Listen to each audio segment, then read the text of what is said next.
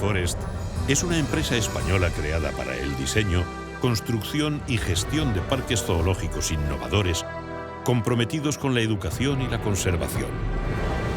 Bajo estas directrices, en Rainforest hemos creado en España los dos únicos parques de zooinmersión de Europa, Bioparc Fuengirola y Bioparc Valencia.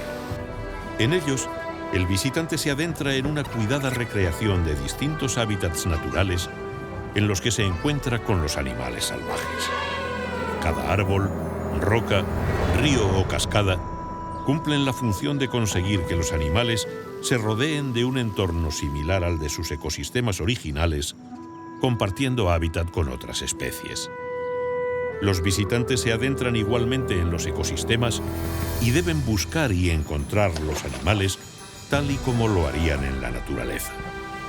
Es precisamente la emoción que provoca este encuentro la que propicia el mensaje educativo.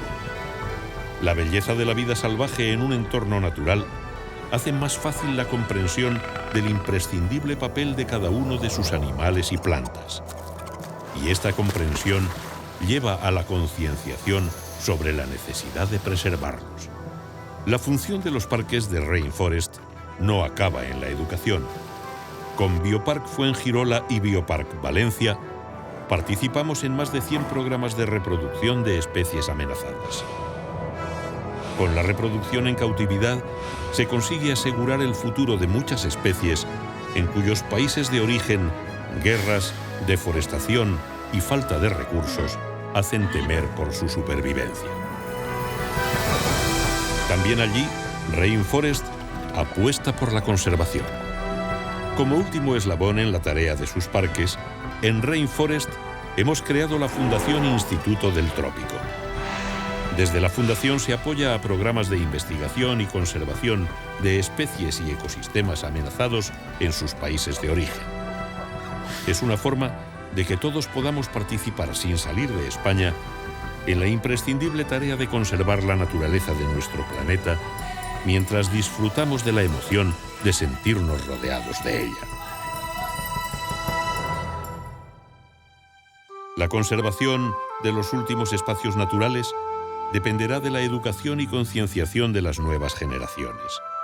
En Rainforest sabemos que solo a través de esta educación se puede mirar al futuro con optimismo. Al hacernos responsables de las colecciones de animales de nuestros parques, hemos aceptado un compromiso ineludible. Tenemos que concienciar a la gente, transmitirle una emoción que les lleve a valorar la naturaleza.